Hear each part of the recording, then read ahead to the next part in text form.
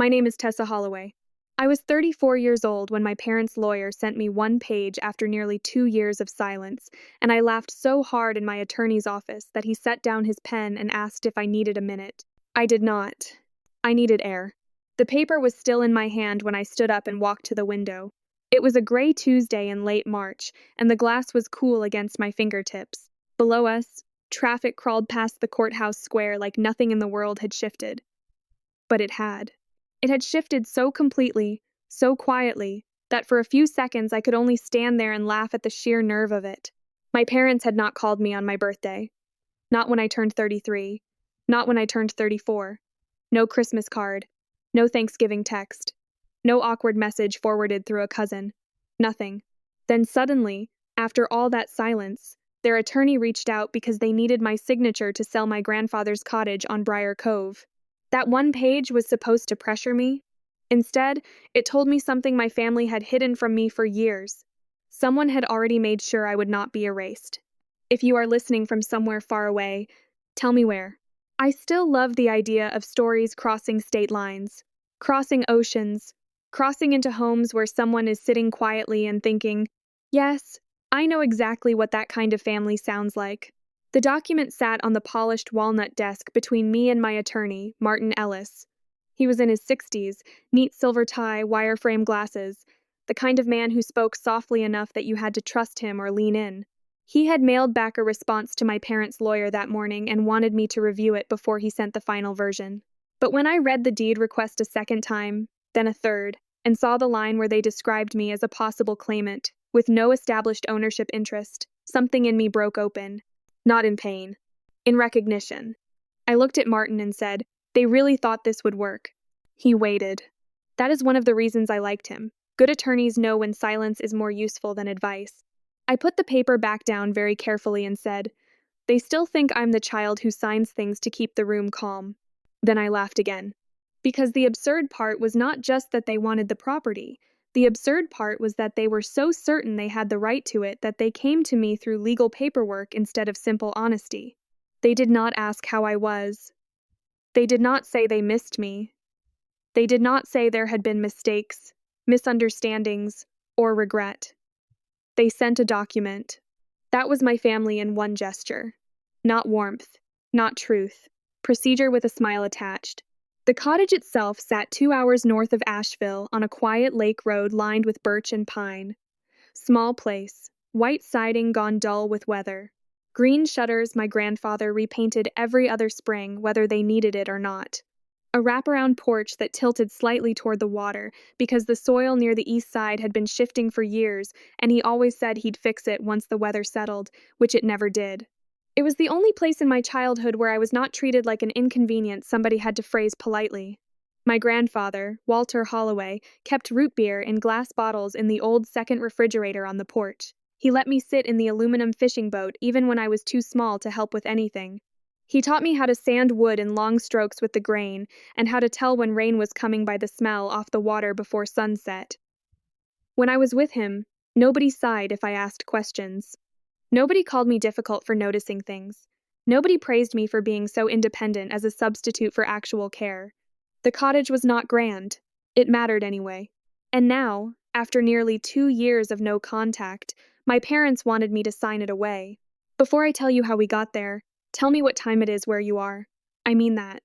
There is something grounding about remembering that while one family is collapsing around old lies, somewhere else it is morning, or midnight, or early afternoon, and somebody is listening with a cup of coffee, or a sink full of dishes, or a child asleep in the next room.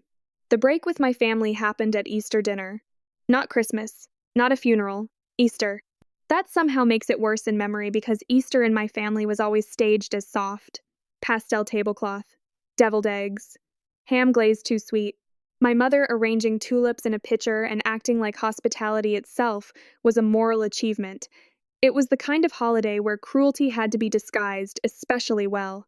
I grew up in western North Carolina, outside Asheville, in one of those towns where people knew your church before they knew your middle name. My father, Russell Holloway, owned an insurance office on Main Street and had perfected the expression men wear when they want to seem patient while quietly reminding you they expect to be obeyed. My mother, Carol, taught Sunday school for years and ran every church fundraiser like a woman auditioning to be remembered. Then there was my younger brother, Evan. Evan was 2 years younger than me, and somehow always treated like a man in progress while I was treated like a woman who should already understand things. He made mistakes. I was expected to absorb them. He got another chance. I got speeches about grace. He was impulsive, charming, occasionally reckless, and the center of my parents' emotional weather for most of our lives. I was what they called steady. If you grew up in a family like mine, you know how that word works. Steady never meant cherished. Steady meant she will carry more. I paid for my own books in college, worked weekends at a payroll office, took extra tax season hours every spring. When Evan changed majors twice and needed help with rent, my parents covered it. When I asked if they could co-sign a car loan after mine died in my senior year, my father sat at the kitchen table, folded his hands, and told me, "You've always been the capable one, Tess. We know you'll figure it out." That was his version of love. Delegated hardship. I did figure it out, I usually did. I graduated with a degree in financial analysis. Moved to Charlotte. Built a quiet, competent life. Nothing flashy. Stable job first, then a better one. Small apartment. Later a townhouse. Over time, I became exactly the kind of adult people claim they are trying to raise when they make one child survive more than the others. My parents admired that life in theory. In practice, they only remembered it when they needed something. My grandfather saw all of it. He never said much against my parents directly. He was not a dramatic man, but he watched. And with men like him, watching was often the truest form of love. If I came to the cottage frustrated after a holiday or a visit home, he would hand me a bottle of root beer or coffee once I was older and say, "You don't have to explain it. I've been in that room too." At the time, I thought he just meant family tension.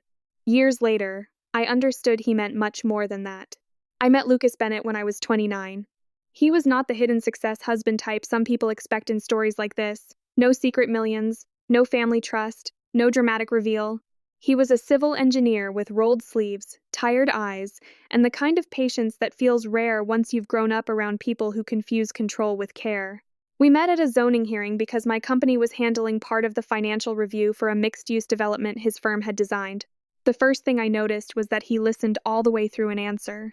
The second thing I noticed was that when I interrupted myself to apologize, which I did too often back then, he said, "You don't have to rush with me." You would be surprised how long a woman can live on one sentence like that. We got married when I was 31. Small wedding in the mountains. String lights over a rented pavilion. My grandfather had already passed by then, and that ache sat quietly under the whole day. My parents attended, but it was the kind of attendance designed to qualify as support, without ever becoming it fully. My mother complained about the food being too rustic. My father asked Lucas on the rehearsal night whether engineering was really recession-proof enough for long-term planning. Evan arrived late, left early, and still somehow became the subject of half the table's emotional attention. Lucas noticed all of it without making me narrate it. That is another kind of love people from healthy families take for granted. About 8 months later, my brother called asking for money. He had started what he described as a boutique outdoor brand with 2 friends and a lot of confidence. That phrase alone should tell you how the rest went. The business was long on logos and short on accounting. He needed what he called a temporary bridge, $12,000. He said investors were coming in. He said if I could help now, he would remember it forever. I said no. Not cruelly, not dramatically, just no. He called me selfish by the end of the conversation. 3 days later, my mother called to explain that family support sometimes means stepping in before someone asks twice. My father followed the next morning with a longer speech about how people who have done well should not become hard-hearted. I listened to all of it and said no again. That should have been enough. It was not. At Easter that year, they made it public. There were 14 people in my parents' dining room. My Aunt Marlene, who always brought the same coconut cake and never stayed past 7. 2 cousins, my brother and his girlfriend at the time, my mother in a pale blue dress she only wore when she wanted to look especially composed. Lucas beside me, quiet, already sensing something was off before the meal was half over. The dishes had just been cleared when Evan set down his glass and said, "I guess some people forget where they came from once they've got a nicer mortgage." The room laughed lightly. That was the setup. I remember my father looking at me over the rim of his coffee cup like he was giving me one last chance to cooperate with the version of the evening he preferred. Then my mother said, "Your brother is under a lot of pressure, Tessa. We all thought maybe you'd reconsider helping with the business." The whole table heard it. I said, "I already answered that." Evan leaned back in his chair. "Of course you did." That tone, casual enough to seem harmless, sharp enough to cut. Lucas put down his fork. My father stepped in before either of us could speak. "What your brother is trying to do takes courage," he said. "Not everybody understands that." I looked at him and asked, "And what exactly am I supposed to understand?" The room went quiet in the way family rooms do when everyone realizes the script is no longer moving correctly. My mother folded her napkin with careful fingers and said, "You've changed since you got married." There it was. Not "thank you for the boundaries." Not "we disagree." Not "we are disappointed." You've changed. In families like mine, that sentence always means the same thing. You no longer submit in the old rhythm, and it embarrasses the people who depended on it. My brother laughed once and said, "She thinks she's too good for all this now." Lucas said very calmly, "That's enough." My father turned to him with the expression men like him reserve for sons-in-law they never quite accepted. "This is a family conversation." And Lucas said, "She is my family." That should have ended it. Instead, my mother made the mistake that ended everything. She looked at my Aunt Marlene, then at one of my cousins, and said in a lowered voice that was still perfectly audible, "I've been worried about Tessa for a while. She's been so cold lately. Honestly, I think she may need to talk to someone." Need to talk to someone. The sentence was wrapped in concern. That made it crueler. I sat there in that dining room, with the yellow Easter candles burning down and my brother pretending to stare at the table while enjoying every second of it, and felt something inside me go entirely still. Because it was not just pressure for money anymore. It was character assassination with glazed ham and church clothes. I remember exactly what I did. I folded my napkin. I placed it on the table. I stood up. Lucas stood up with me before I even looked at him. My father said my name in the warning tone he used when I was 12 and had embarrassed him in front of adults by asking questions he did not want answered. I did not stop. At the doorway, I turned once and said, "You don't get to call me unstable because I won't fund him." No one answered. That part matters. No one answered. Not my aunt, not my cousins, not my father, not my mother, who had just laid the sentence on the table like a trap and then gone perfectly quiet, as if silence itself might make it look more true. Lucas got our coats. We left. I never ate another holiday meal in that house again. The first few weeks after that were not quiet. My mother called twice, my father once. Evan sent a text that read, "Unbelievable." Then, something shifted. The concern narrative started circulating. My aunt called Lucas's mother, who told us later she found the whole thing disgusting.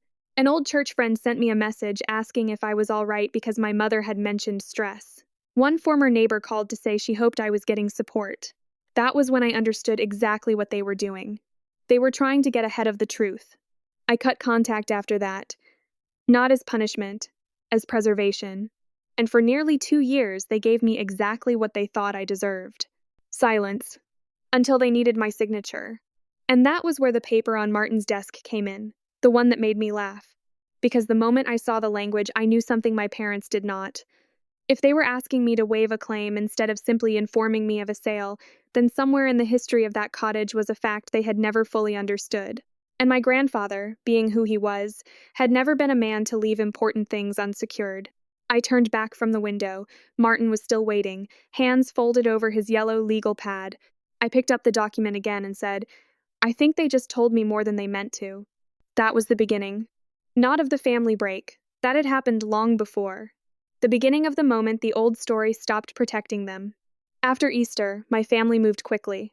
That is one thing people who grow up in healthier homes often underestimate. When a family like mine senses that one person is stepping out of role, they do not always explode. Sometimes they reorganize. They tighten. They start editing the narrative before the truth has time to travel. Within 2 weeks, my mother had turned concern into a social instrument. A woman from church I barely knew sent me a message asking whether I was feeling more like myself. An aunt from my father's side called and, after 3 minutes of harmless catching up, asked whether Lucas was supporting me through this hard season. One of my old neighbors told me she had heard I was struggling emotionally and hoped Charlotte was not isolating me. Nobody ever said my mother told me you were unstable. They never have to.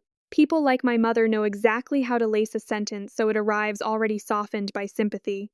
I should say something here that matters. I am not embarrassed by therapy. I think therapy is one of the clearest, bravest choices a person can make. But my mother was not trying to help me get support. She was using the language of concern to make my refusal look like pathology. In her version, I was not a grown woman setting a boundary. I was a daughter in decline, cold, detached, changed by marriage. Hard to reach. Maybe not fully well. That distinction matters when you've spent your whole life being translated by other people. Lucas saw it before I could fully name it. One night, maybe 10 days after Easter, I came downstairs after showering and found him at the kitchen island with his laptop closed and my phone in his hand. He looked up and asked, "Did your mother ever apologize for what she said?" I shook my head. He handed me the phone. There was a text on the screen from her. "I hate the distance, sweetheart. We all just miss the old you." The old you.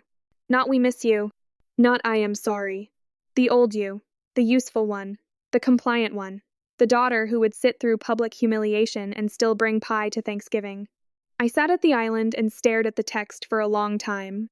Lucas asked, "Do you want to answer?" And I said, "No.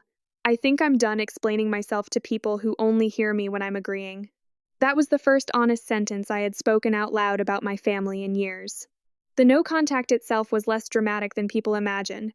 There was no formal announcement, no giant email. I simply stopped answering. When the calls came, I let them ring. When messages arrived, I read them and did not respond. By June, the pace slowed. By August, it was almost over. By Thanksgiving, there was nothing. That silence hurt me more than I admitted at the time. Not because I thought I had made the wrong choice, but because some part of me, the oldest part, the one trained in childhood to keep hoping next time would be different, kept waiting for one sincere effort. One real apology. One sentence that was not a strategy in better clothes. It never came. The only person from that side of my life who stayed in contact was my cousin Brooke. She was 5 years younger than me, worked as a dental hygienist in Asheville, and had enough distance from the inner orbit of my parents to still see the shape of things. She never pushed. She never carried messages. Sometimes she would just text, "Thinking of you," or "Your mother is saying strange things again. Are you okay?" And I would answer simply, "Yes, I'm okay." What I did not tell anyone then was how much of my healing had to do with the cottage. I drove past it twice that first summer after Easter. Not to go in, just to see it. The road curved down through trees before the water opened up on the left, and every time I made that turn, my chest tightened in the same place. The porch. The paint. The little side path with the flat stones my grandfather laid by hand because he said mud had no business deciding whether a woman could get to her own front door. The place had been closed up after he died. My father handled the funeral logistics. My mother handled casseroles and church people. Evan floated in and out, performing grief in the broad strokes he was always better at than the sustained kind. I remember asking, quietly, 3 days after the funeral, what would happen to the cottage. My father barely looked up from the envelope stack on my grandmother's old sewing table. "It'll stay in the family," he said. At the time, I believed him. I did not know then that in my father's vocabulary, family usually meant the people he intended to control. My grandfather died when I was 27. Sudden stroke. Tuesday morning. Brooke called me at work because my mother was too upset to get through the sentence, which I later learned meant my mother had in fact managed to call 5 other people first. I drove to the hospital in a blur and arrived too late to say goodbye. He had been the steady point in my life for as long as I could remember. When I was 9 and forgot my lunch at school, he brought it before my mother remembered I existed in the day's logistics. When I was 16 and my father said he couldn't co-sign for a used car because we need to be practical, my grandfather handed me $400 toward one and said, "Practical can go both ways." When I graduated college, the only family member who sat through the entire ceremony without checking his watch or talking during names was him. He cried when my row stood. I saw him from the stage. That memory still undoes me if I stay with it too long. After the funeral, I helped clear out some of his things from the cottage because no one else wanted the slower work. My mother said she couldn't handle the dust. My father had calls to make. Evan claimed he had to get back to Asheville because one of his friends was waiting on him. So I spent a Saturday afternoon alone there with cardboard boxes and old blankets and his smell still caught in the wood. That was when I found the cedar lockbox. It was on the top shelf of the hall closet behind fishing gear and winter linens, not hidden exactly, but not obvious either. A simple box, brass latch. My grandfather's handwriting on a strip of masking tape inside the lid. For Tessa, when the time is right. I stared at that sentence for a long time. Then I closed the lid again. I did not open it that day. That surprises people when I tell them now, but grief makes strange custodians of us. I thought it would be a goodbye letter or something sentimental that I did not yet have the strength to survive. So I took the box home to Charlotte, wrapped it in one of his flannel shirts, and put it on the top shelf of the closet in the guest room. For years, it stayed there. That is important. Because when my parents' lawyer finally sent that deed request, the thing that made me laugh in Martin's office was not just their arrogance. It was the sudden memory of that box, of my grandfather's handwriting, of the fact that careful men do not label a box for a granddaughter unless they intend to leave her something more solid than sentiment. But before I opened it, I had to sit with everything that came before. The years of being managed as the reliable one. That phrase had done so much damage in my family. Tessa's reliable. Tessa's level-headed. Tessa never needs much. Tessa can handle it. People hear those sentences and think praise. I hear extraction. When Evan got his first DUI at 23, my father called me at 10:30 at night to ask whether I could help with the legal language because Evan was panicking. When my mother needed volunteers for a church fundraiser, she would tell people I was too busy these days and then privately ask whether I could still review the vendor contract because you're just better at those things than your brother. When my father refinanced their home the first time, he called me not because he valued my opinion, but because he wanted me to explain the terms to my mother afterward in simpler language so she would sign without asking too many questions. I did all of it for years. Not because I was weak. Because children who grow up earning scraps of approval often become adults who confuse usefulness with closeness. Lucas was the first person who ever made me see that clearly. Once, maybe 6 months into our marriage, I came back from a phone call with my mother so tight through the shoulders I could barely sit down. He handed me tea and asked what happened. I said, nothing. She just needed me to go through something for Evan. And he looked at me with this steady, almost gentle disbelief and asked, does anyone in that house ever call because they're curious about your life? I remember opening my mouth to defend them, then stopping, because the answer was no. They knew where I worked, but not what my days felt like. They knew Lucas was an engineer, but not what kind of projects he was proudest of. They knew we bought a townhouse, but not that I cried in the empty kitchen the first night because it was the first home I had ever lived in where every object had been chosen without negotiation or guilt. My family was informed about me. They were not interested in me. The no-contact years gave me space to understand that. They also gave my parents room to become more reckless in what they assumed they owned. Brooke was the one who first mentioned the cottage again. We were having coffee in Asheville maybe 8 months after Easter, and she said, very carefully, your dad talks like the lake place is already spoken for. I looked up. What does that mean? She stirred her coffee too long before answering. I don't know. He's just said a few things. About eventually selling it maybe. Or maybe using it to help Evan if the business ever really takes off. I figured he was just talking. At the time, I let it pass. Because what was I supposed to do with that? March into my parents' house after months of silence and ask about a property my father had always referred to as family legacy whenever it suited him? No. I filed it away. One more uneasy fact. One more reason the cottage kept tugging at the edge of my mind. Then life resumed its quieter shape. That matters too. For 2 years, I lived a good life. Not a perfect one, a real one. Lucas and I planted rosemary and tomatoes behind the townhouse. I was promoted to senior analyst and later moved to a private equity compliance role I actually enjoyed. He switched firms and took on more infrastructure work, which meant occasional travel and long days in boots by the back door when he got home. We had a rhythm, coffee before work, shared grocery lists, Saturdays at the farmer's market if we were both in town. A marriage built not on performance but on repetition and care. And still, some old injuries remained active under the skin. Every holiday brought them up. I would be chopping onions or wrapping a gift for one of Lucas's nieces, and suddenly think of my mother's dining room, my father's coffee cup, Evan's voice saying she thinks she's too good for all this now. I did not want to go back. but I also had to live with the fact that no one had come after me in any way that was clean. No apology, no accountability, just silence and, apparently, a quiet public narrative that I had become unstable, difficult, distant.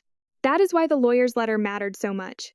Because after all that silence, they finally made contact not as parents, but as claimants. And that told me exactly what I needed to know.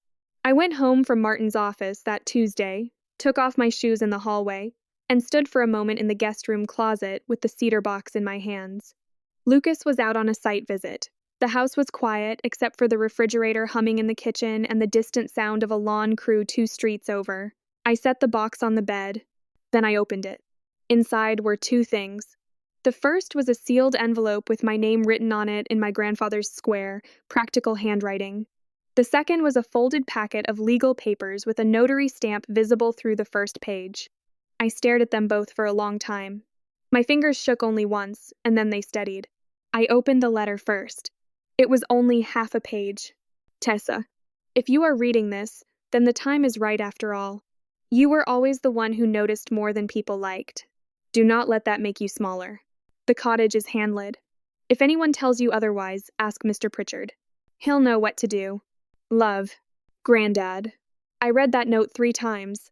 Then I opened the legal packet. The first page had a heading I recognized immediately, even before I fully understood what I was looking at. Trust Transfer Declaration. Beneath it, in clean typed language and county filing references, was the property description for the Briar Cove cottage and the name of the transferee. Not my father. Not the estate. Me. I sat down on the edge of the bed so suddenly the mattress bounced. There are tears that come from loss. These were not those tears. These were stranger, sharper, almost relieved. Because in one quiet movement years earlier, my grandfather had done something no one else in my family ever had. He believed I would need protection from the people I belonged to. And he gave it to me before they could take anything. I called Martin first. Then, after he finished reading through the scanned documents I sent over, he said the sentence that changed everything. Tessa, he said, your parents aren't asking you to waive a possible claim. They're asking you to surrender property that appears to have been transferred to you years ago. I walked downstairs with the phone still at my ear and stood in the kitchen looking out at the herb boxes Lucas built with his own hands. So what does that mean? It means, Martin said, that your father may have been trying to sell something he never legally owned. The room went completely still around that sentence. And for the first time since Easter dinner, since the silence, since the slow, ugly spread of my mother's concern narrative, I felt something almost clean move through me. Not revenge. Recognition. They had not just underestimated me. They had built plans on the assumption that no one had ever thought to protect me from them. My grandfather had. And now all I had to do was decide when to let the truth land. Once Martin confirmed the transfer looked valid, I did not feel triumphant. I felt alert. There is a difference, and it matters. Triumph is noisy. Alertness is what happens when you realize the people who hurt you have just stepped into a mistake large enough to expose the whole shape of them. I took the cottage papers back upstairs, laid them flat on the guest bed, and read every page twice. The transfer had been executed 4 years before my grandfather died. Properly filed, properly witnessed. A local attorney named Samuel Pritchard had handled the documents, just like my grandfather's note said he would. The property description matched exactly. Parcel number, lot dimensions, lake access easement. Even the old shed, near the back trees, was named in an attached schedule. Nothing vague, nothing sentimental. It was not a gesture. It was a structure. That was who my grandfather was. He did not trust love unless it had paperwork. By the time Lucas got home that evening, I was sitting at the kitchen table with the transfer packet, the lawyer's letter from my parents' side, and a yellow legal pad covered in my handwriting. He stepped through the door, set down his keys, took one look at my face, and said, "What happened?" I handed him my grandfather's note first. He read it slowly, then read it again. When he looked up, his expression had changed into that particular stillness he gets when something has shifted from emotional to structural. "So the cottage is yours," he said. "It looks like it. And they asked you to sign it away without telling you that." "Yes." He sat down across from me. For a few seconds, neither of us spoke. Then he glanced at the yellow legal pad and said, "What's the plan?" That question steadied me more than comfort would have. Because once you grow up in a family like mine, the hardest part of conflict is often resisting the urge to go vague under pressure. My parents relied on confusion, tone, urgency, appeals to family feeling. They liked rooms where everyone was slightly off balance and nobody had documents. So I made a plan. Not a dramatic one, a clean one. First, Martin would verify the filing directly with the county register. Second, I would contact Samuel Pritchard if he was still practicing. Third, I would gather every piece of documentation related to my grandfather's estate that I had kept over the years, including the funeral paperwork, probate notices, and anything my father had ever said or sent about the cottage. And fourth, I would not answer my parents' lawyer until I knew exactly how much they knew and how much they had only assumed. Lucas nodded through all of it. Then he asked, "Do you think your dad knew?" I stared at the lawyer's letter for a long time before answering. "I don't know," I said, "but I know he never checked carefully enough." That was the thing about my father. He was not sloppy in the obvious ways. He wore precision like a moral quality. Pressed shirts, balanced books, measured tone. But he had one fatal blind spot. He often mistook his own authority for actual verification. If he believed something should belong to him, he tended to stop looking for proof after that point. The next morning, Martin called before 9. He had already reached the county office. "The transfer is real," he said. "Recorded 12 years ago. Your grandfather conveyed the property into a private holding structure with you as the named beneficiary. There's no sign it ever passed through his estate." I closed my eyes. "Are you sure?" "Yes. That should have been enough, but I needed one more piece. I needed the human witness, the person who knew what my grandfather intended when he signed it. So I called Samuel Pritchard's office. A woman answered on the second ring, and when I gave my name, there was a short pause, the sound of someone placing recognition carefully where it belonged.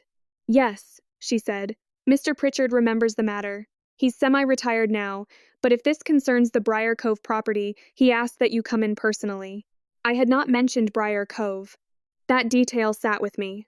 He had been expecting this eventually. I made an appointment for Friday at 11. That left 2 days for memory to start doing its work. I went through every old file box in the hallway closet. Tax records, mortgage papers, my college loan statements, an old folder labeled Grandpa that I had not opened in years. Inside it were the funeral program, the receipt for the lilies I sent, a thank you note from my aunt, and one photocopied page from the estate probate notice my father circulated after the funeral. I stared at that notice for a long time. The cottage was not listed. At the time, I had not known enough to notice what was missing. I had trusted my father's explanation. "It's all straightforward," he told me back then. "Nothing complicated. The house and funds are being handled privately." Handled privately. That was one of his favorite phrases when he wanted to shut down questions without sounding harsh. I made another note on the yellow pad. He never showed me estate inventory. That mattered. Later that evening, Brooke called. She usually texted first, so seeing her name flash across my phone made my stomach tighten. "Hey," I said. "Tess," she said, already speaking carefully, "I need to tell you something, and I don't want you to think I'm stirring things up." That was never a promising beginning. "What is it?" She lowered her voice, which meant she was either outside or afraid of being overheard. "Your dad has been talking like the sale is already basically done. He thinks the buyer's solid. He's telling people it's just paperwork now." I leaned against the kitchen counter. "What buyer?" "You didn't hear this from me, but it's a developer from Henderson County. He wants the property for vacation rentals or some little luxury cabin situation, I don't know. Your father's saying the cottage has been sitting too long and there's no sense letting it rot." I looked toward the guest room upstairs, where my grandfather's note was still lying open on the bed. "Did he say why now?" Brooke hesitated. Then she said, "Evan's in trouble again." Of course he was. Not headline trouble, not jail, just the kind of adult mess my brother specialized in. Overconfidence with paperwork underneath it. Brooke explained that his latest business venture, a custom outdoor supply company he had been promoting online for months like it was on the edge of becoming regional, had taken on too much debt and too little reality. There were supplier balances, missed payments, something about a warehouse lease he could not cover. My father had apparently guaranteed more of it than my mother knew. "How much?" I asked. "I don't know exactly, but enough that he's panicking." That sentence told me plenty. After I hung up, I stood in the kitchen without moving for a while. There it was, the old family pattern in perfect form. Evan overreaches. My parents rush to stabilize him. Something of mine becomes available for conversion. They call it family. They call it practical. They call it temporary, or necessary, or not personal. But underneath, always the same equation. His future is worth more than my consent. Lucas came in from the garage while I was still standing there. "What now?" he asked. "They've got a buyer," I said, "and Evan needs money." He took that in for 1 second and then said exactly what I had already understood. "So this isn't about old property, it's about a rescue." "Yes." He nodded once. "Then don't let them make it emotional." That was the whole strategy in one sentence. Friday morning, I drove to Asheville under low clouds and a fine cold rain that kept threatening to become something heavier. Samuel Pritchard's office was on the second floor of an old brick building near Pack Square, the kind with narrow stairs and original wood trim darkened by a century of hands. His receptionist showed me into a small office lined with legal books and framed black and white photographs of courthouse steps, judges, and civic dinners from decades ago. Samuel Pritchard was in his 70s, thin, immaculate, white hair combed straight back.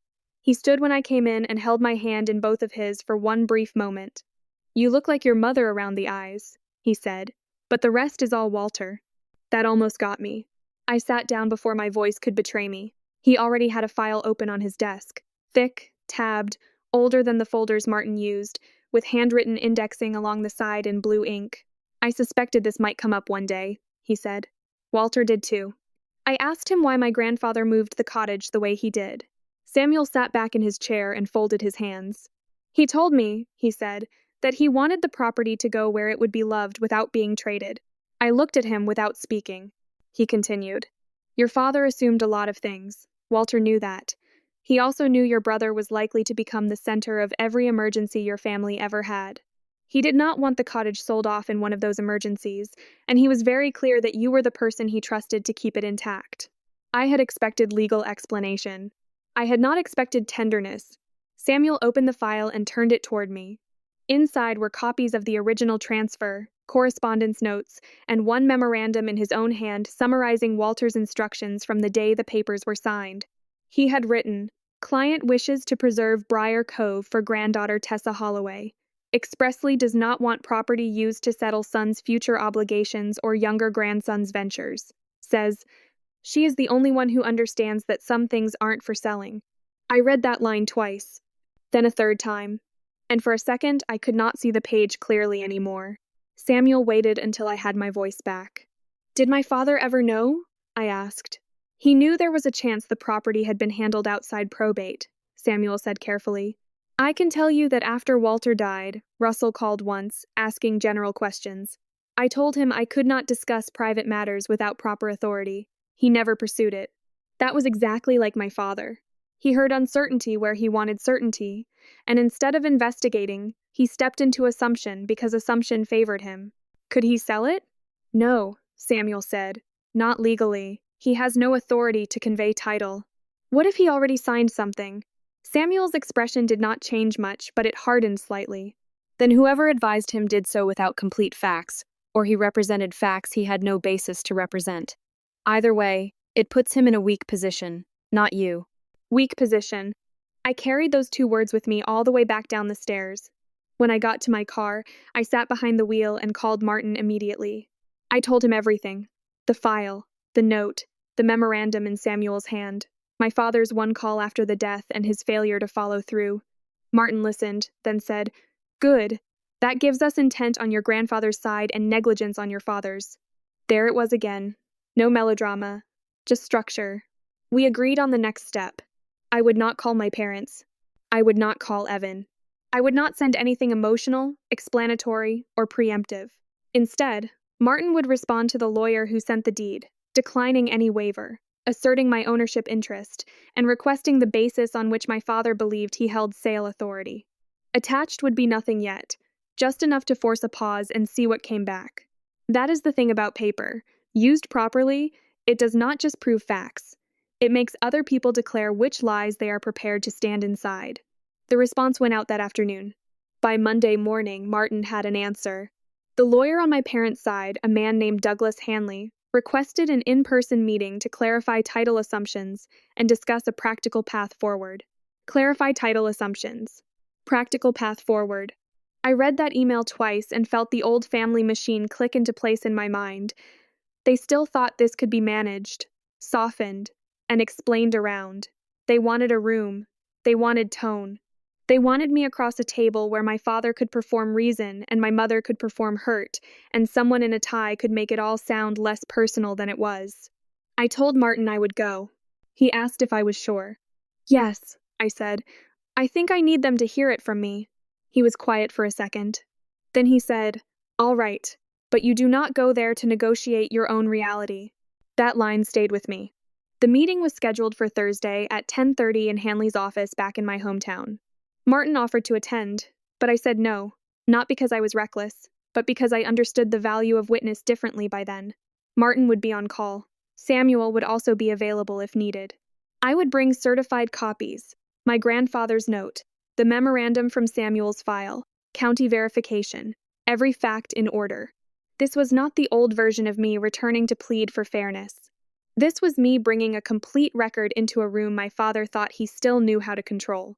The night before the meeting, Brooke texted, He thinks you'll cave. Just like that, no punctuation beyond what mattered. I stared at the message for a long time and then asked, What makes you say that? She replied almost immediately. He told Evan not to worry, said once he gets you in a room and explains the pressure, you'll do what's right. Do what's right. I actually smiled when I read that. Because there it was in plain language. The whole family script. Not what's legal. Not what Granddad wanted. Not what belongs to me. What's right, as defined by the people who had always treated my boundaries like temporary inconveniences. I set the phone down and went upstairs to pack my bag for the morning. Certified copies in one folder. Grandfather's note in another. Yellow legal pad. Black pen. Water bottle. No unnecessary emotion. Lucas found me zipping the bag and leaned against the door frame. You look like you're going into an audit. In a way, I am. He nodded. Do you want me to drive with you? I looked at him and felt that old gratitude again, the one that never quite stops surprising me. No, I said. This one's mine. He came over, kissed my forehead, and said, Then take the truth with you and leave the guilt here. I slept badly that night, but not from doubt, from anticipation. Because by then I understood something clearly. The meeting was not about whether I would sign, that decision was already made. The meeting was about whether my parents would finally be forced to sit in the full shape of what my grandfather had done and why he had done it. And for the first time in my life, I was not walking into that room to be judged by them. I was walking in with the one thing they had never been able to outrun. Proof. Hanley's office was above a real estate agency on Main Street, half a block from the insurance office my father had owned for most of my life. I parked 2 streets over on purpose. Not because I was afraid of being seen. Because I wanted the walk. I wanted the cold air. I wanted the town to settle around me before I stepped into that conference room and let the old machinery start humming again. Main Street looked almost unchanged. Same flower boxes under the bank windows. Same barber pole turning slowly outside the shop where my father used to take Evan for haircuts and then buy him milkshakes after, like routine itself was a special reward. Same hardware store with the chipped red paint on the side door. Places do that. They keep standing there as if memory is your private problem. I climbed the stairs, checked in with the receptionist, and sat in a leather chair under a framed watercolor of the courthouse. There is a particular quality to waiting rooms in small-town law offices. The old coffee smell, the legal pads stacked too neatly, the silence that feels less like privacy and more like preparation.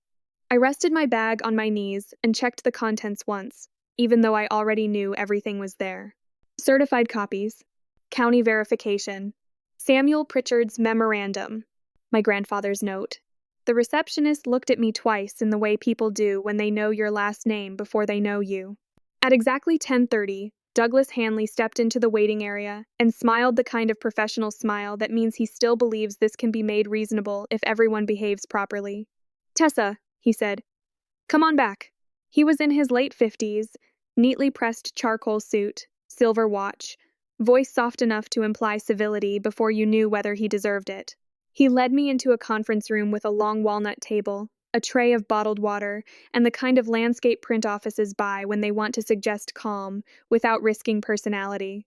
And there, already seated at the far side of the table, were my parents.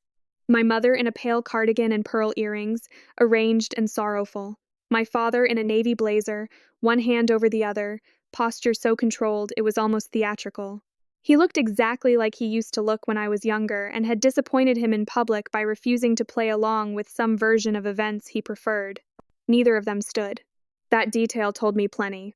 They still thought this was their room. Hanley gestured for me to sit opposite them. I did. I set my bag on the chair beside me and my folder on the table, but I did not open it. For a few seconds, no one spoke. Then my mother gave a small, pained smile and said, "You look tired, sweetheart." That was her opening move. Not hello. Not, "Thank you for coming." Not, "We should have reached out sooner." "You look tired." In my family, concern was often just control wearing softer shoes. "I'm fine," I said. My father folded his hands more tightly.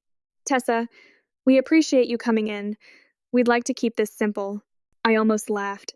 That word again. Simple. Practical. Reasonable. Families like mine love words that make one person's surrender sound like group harmony. Hanley sat near the head of the table and said, "The purpose today is to clarify whether there's any misunderstanding around the Briar Cove property and, if possible, resolve the waiver issue without unnecessary escalation." Waiver issue. As if my ownership were a tone problem. I looked at him and said, "There isn't a waiver issue. There's a title issue." That changed the room immediately. Not dramatically. No one gasped. But I saw my father's jaw shift and Hanley's pen still for half a second. My mother blinked twice and lowered her eyes, as if she were preparing herself to become the saddest person at the table if needed. My father leaned forward. "That house has been in our family for decades," he said. "You know what your grandfather would have wanted." The audacity of that sentence settled over the table so cleanly that for a second I almost admired it. You know what your grandfather would have wanted. A man who had not called me in almost 2 years was invoking the one person who had actually protected me. I said, "Do I?"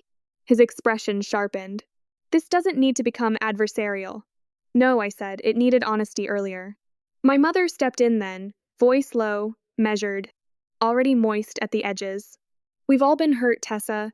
The distance, the misunderstanding, the things that were said at Easter. I know emotions got high." I held up one hand. "It was not a misunderstanding." She stopped. That was new for her, being interrupted, not by volume, by clarity. I went on. "You told people I needed help because I would not give Evan money." My mother's mouth tightened. "We were worried about you." "No," I said. "You were worried I was no longer compliant." The silence after that was so complete I could hear the faint buzz of the office printer somewhere beyond the door. Hanley cleared his throat lightly, trying to pull the room back toward the kind of civility that makes truth easier to sidestep. "Let's stay focused on the property." "I am," I said. Then I opened my folder. I did it slowly, not for effect, for order. I took out the certified copy first and placed it flat on the table between us. My father glanced down and frowned as if the page itself had offended him. Hanley leaned in immediately. My mother did not touch it. I said, "This is the recorded transfer declaration for Briar Cove executed by Walter Holloway 12 years ago." No one spoke. I slid the county verification beside it. "This is confirmation from the registrar's office that the transfer was filed and remains active." Hanley picked up the first document, then the second. He read fast at first, the way attorneys read when they assume they are about to locate the useful ambiguity, then slower, then all the way back through the first page again. My father looked at him. "What is it?" Hanley did not answer immediately. That was the first real shift. Because my father was accustomed to men in suits answering him promptly. Finally, Hanley said, carefully, "Russell, this appears to show that your father transferred Briar Cove outside the estate during his lifetime." My father stared at him. "That's not possible." I slid the third paper across. Samuel Pritchard's memorandum. "It is," I said. "And there's more." My mother reached for the document then, read only enough to see Walter's name and mine on the same page, and put it down like it was hot. "No," she said softly. "He wouldn't do that." That line told me more than denial alone would have. Not he didn't. He wouldn't. Meaning she knew, somewhere deep down, that he might have had reason. I took my grandfather's note out last. It was in the clear sleeve I'd placed it in the night before.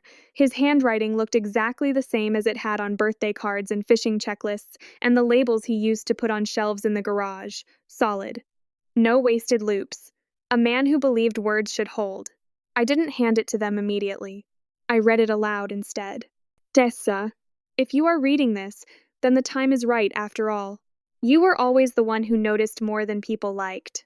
Do not let that make you smaller. The cottage is handled. If anyone tells you otherwise, ask Mr. Pritchard. He'll know what to do. Love. Granddad. When I finished, no one moved. Not my mother. Not Hanley. Not even my father. Then I placed the note on the table. My father looked older in that moment than I had ever seen him. Not broken, not repentant. Just suddenly less certain of his own outline. He said, "He never told me." I believed that. That was the strangest part. I actually believed him. Because my grandfather had not been impulsive. He would not have argued about it if he thought argument would only become one more opportunity for my father to center himself. He would have handled it quietly, legally, and completely. That was his way. Build the dock right, check the bolts twice, say less than you know, and make sure the structure holds without explanation. Hanley set the documents down very carefully. "Russell," he said, voice tighter now, "did you have any reason to believe clear title was in your name?" My father looked at him like the question itself was disloyal. It was my father's property. That's not what I asked. There it was. Profession over posture. And once that entered the room, the rest came quickly. My mother turned toward my father. "You said probate covered everything." He snapped back, "Because that's what I believed." I watched them without interrupting. That also was new. Old Tessa would have rushed in to soften the room, help with phrasing, stop the shame from settling too visibly. But shame was part of the truth this time. They had reached out after 2 years not because they missed me, not because they wanted reconciliation, but because they thought I was the last administrative obstacle between them and money. Hanley asked, "Has a contract been signed with the buyer?" My father hesitated. That was enough. Hanley closed his eyes briefly. "Russell." My father straightened. "It was conditional," he said. "Preliminary, nothing finalized." Hanley looked at me then, and I could see the exact moment he understood how much of the room had been built on assumptions rather than facts. "I'm going to recommend," he said carefully, "that all sale activities stop immediately." "No," my father said. Not loudly, firmly, reflexively, as if he still believed refusal itself created leverage. Hanley turned to him fully now. "You do not have authority to convey that property if these documents are valid, and based on what I'm seeing, they likely are." My mother's hands were clasped so tightly in her lap that her knuckles had gone pale. She looked at me and said, "Tessa, your brother is in a difficult position." There it was at last. Not love. Not apology. Need. I said nothing. She kept going. "The inventory loan is due. There were delays we didn't expect. If the sale falls through, he could lose everything." I looked at her, then at my father, then at the unsigned waiver deed sitting in front of Hanley like a piece of bad theater no one had remembered to clear from the stage. "And what exactly," I asked, "does that have to do with me?" My father answered this time. "It's family." Just that. 2 words men like him have used for generations to turn extraction into virtue.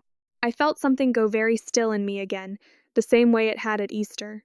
"No," I said. "It's Evan." He stared. I went on. "It is always Evan. His debt, his timing, his need. And every time, the expectation is that I absorb the difference." My mother started to cry. Real tears, maybe not. With her, sincerity and performance had shared a face for so long that I no longer spent energy separating them. We didn't mean for it to happen this way. I believed that too. Of course they hadn't. They had meant for it to happen the easy way. 1 letter, 1 signature, 1 more quiet transfer of value from the child who could handle it to the child who apparently never had to. Hanley removed his glasses and rubbed the bridge of his nose. Then he said, "Tessa, I think it would help if we had direct confirmation from Mr. Pritchard." I took out my phone. "He's expecting your call." That got Hanley's attention. I passed over Samuel's card. He dialed on speaker. The phone rang once. Then Samuel answered in the same calm voice he'd used in his office 2 days earlier. "Pritchard." Hanley identified himself, summarized the situation in restrained language, and asked the direct question. Could he confirm that Walter Holloway had transferred Briar Cove outside the estate, with me as the intended beneficiary? Samuel did not hesitate. Yes, he said. I drafted the documents personally. Walter was explicit. He did not want the property sold to resolve future family obligations, and he named Tessa Holloway because she was the only person he trusted to keep it. The words settled over the room like final weather. No room for interpretation, no softening, no family gloss. My father sat back slowly in his chair. My mother lowered her face into one hand. Hanley thanked Samuel, ended the call, and looked at my father with the kind of professional disappointment that does not need raised volume to wound. Russell, he said, I cannot continue any sale effort on this basis. My father was silent for a long time. Then he turned to me and, for the first time all morning, dropped the posture almost completely. What do you want? He asked. That question would have destroyed me once, because children like me grow up desperate for the chance to answer it honestly. I want fairness. I want you to ask about my life. I want you to stop measuring me by what I can carry for everyone else. I want not to be translated into the difficult one every time I refuse. But that was not the room anymore. And I was not that daughter anymore. So I answered simply, I want you to stop treating me like the family reserve account. No one spoke after that. Not because it was dramatic. Because it was accurate. I gathered my documents slowly and placed them back in my folder. Hanley slid the waiver deed aside without looking at it again. My mother still had tears on her face, but she did not reach for me. My father looked at the table the way men do when they realize the structure they counted on was never actually theirs to stand in. At the door, I stopped once. Then I turned back and said, Granddad didn't just leave me a cottage. He left me a boundary you couldn't cross. And this time, no one in the room had anything left to say against it. I did not feel victorious when I walked out of Hanley's office. I felt tired. Not the dramatic kind of tired people talk about after a battle. Something quieter than that. The kind that lives in your shoulders after years of carrying a version of yourself other people kept misnaming. I sat in my car with the engine off and both hands on the steering wheel for a full minute before I called Martin. Well? He asked. It's done, I said. Hanley pulled back the sail. Pritchard confirmed everything on speaker. There was a short pause. Good, Martin said. Then the next part will begin. He was right. Because families like mine do not lose control gracefully. They regroup, they revise, they look for a softer door back in. The first attempt came that evening. Not from my father. From my brother. Evan texted at 14. I heard there was some confusion today. Dad said you blindsided everyone. I stared at the message long enough that Lucas, who was stirring chili on the stove, asked, Him? Yes. He nodded once. What are you going to do? I looked back at the phone. Then I typed, There was no confusion. There were documents. He didn't answer for 23 minutes. Then, So you're really doing this? That sentence sat on the screen glowing with all the old family entitlement underneath it. Not, Are you okay? Not, I'm sorry. Not, I didn't know. You're really doing this. As if the transfer had happened because of my spite. As if the problem was not his debt, my parents' assumptions, and 2 years of silence. As if I had created reality by refusing to surrender to it. I did not answer again. My mother called the next morning. I almost let it ring out. Almost. But there is still a reflex in me where my mother is concerned, some old wiring that has not fully dissolved even now. So I answered and said hello. She was crying before she got to my name. Not loud crying. Managed crying. The kind meant to establish moral injury before the facts arrive. Tessa, she said, I don't understand why you had to humiliate your father. There it was. Not, why didn't we know? Not, why would Walter do that? Not, what have we done to get here? Why did you humiliate him? I sat down at the edge of the bed and said, I didn't.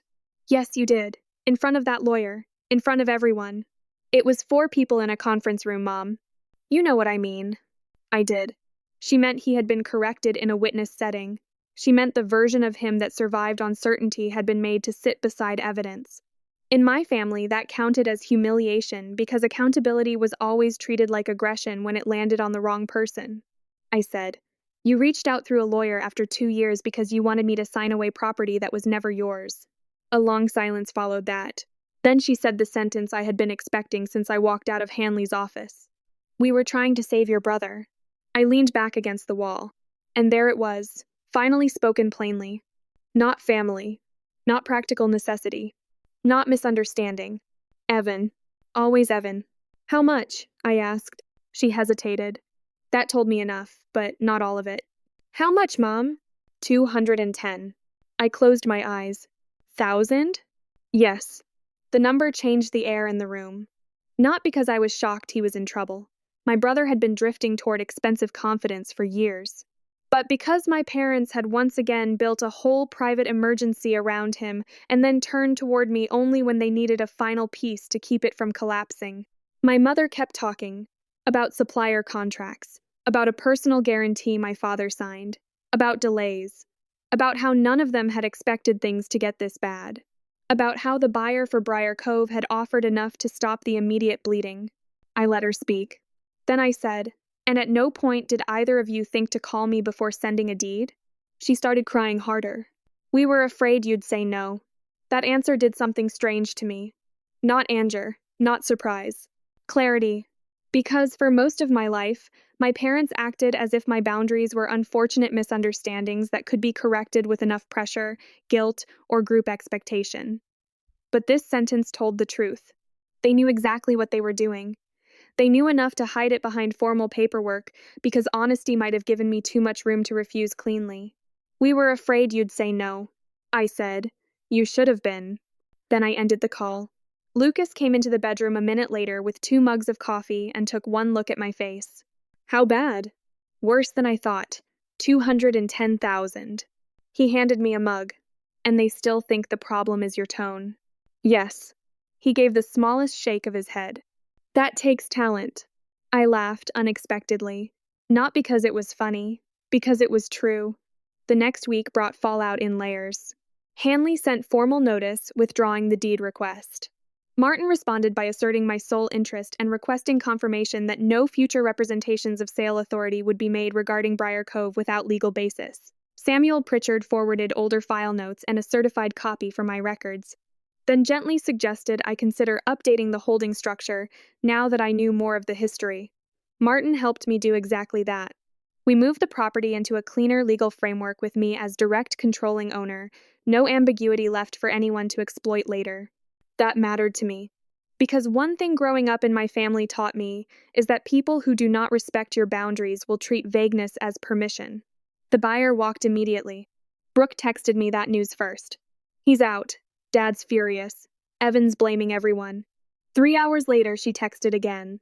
"Correction. He's mostly blaming you." Of course he was. It would have been almost funny if it had not been so predictable. I had not taken his money. I had not signed his guarantees. I had not built his failing business model or convinced my father to underwrite it. But in the logic of families like mine, the person who stops the rescue becomes more offensive than the people who created the emergency. A week after the meeting, my father called. Not my mother's phone, his own. I watched his name light up my screen, and for a second I was back in high school, standing in the hallway outside the laundry room, hearing that tone in his voice before he'd even spoken. The tone that meant I was about to be corrected into smaller shape. I almost didn't answer. Then I did. He did not say hello. "You could have told me." That was his opening line. Not "I'm sorry." Not "I had no idea." Not "Walter must have had his reasons." "You could have told me." I stood in the kitchen looking out at the herb boxes on the back rail and said, "You could have asked." He was quiet. Then he said, "I'm serious, Tessa. So am I. You knew there might be something." "No," I said. "I remembered there might be something after your lawyer contacted me. There's a difference." He let out a breath that sounded like he was trying very hard not to become the version of himself that had already lost once. "This is tearing the family apart." That phrase again. Family. Always family when the consequences finally reach the people who use the word most. "No," I said. "What tore the family apart was Easter. What tore the family apart was you and Mom telling people I was unstable because I wouldn't fund Evan. What tore the family apart was 2 years of silence until you needed property." I rarely spoke to my father that directly when I was younger. Maybe never. That was one of the hidden damages of growing up around controlled people. You become fluent in editing yourself before they can. He said my name then, just once. Not tenderly, not angrily, almost like he was testing whether I was still reachable by old versions of him. I waited. Finally, he said, I made mistakes. That should have been the moment I'd wanted. For years, I thought if I ever got those words from him, I would feel some deep emotional release, some door opening, some old wound finally deciding it could stop bracing. Instead, I felt cautious, because too much had happened for one sentence to do that kind of work. Yes, I said, you did. Then he asked the question that told me how partial his understanding still was. What do you want me to do now? Not how do I repair this? Not what did this cost you? Not how do I stop treating you like reserve capacity? What do you want me to do now? Practical. Transactional. Solve the problem. Move to the next box. I leaned against the counter and told him the truth. I want you to stop asking me that like this is about management. He didn't answer. I went on. If you want any relationship with me at all, it starts with the truth. Not about the cottage, about everything. Easter. The stories you told. The way you treated me my whole life as the child who could go without because someone else always needed more. His breathing changed on the line. Small, but I heard it. Then he said, Your mother took that harder than I did. There it was. Deflection by intimacy.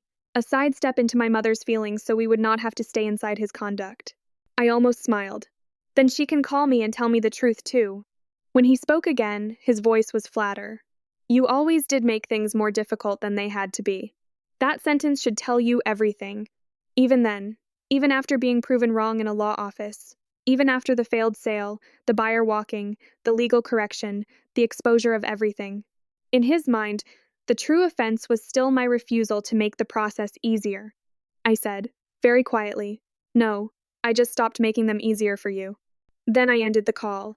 Brooke told me later that the money pressure caught up quickly after that. Evan's company folded by midsummer. Inventory was sold off cheap.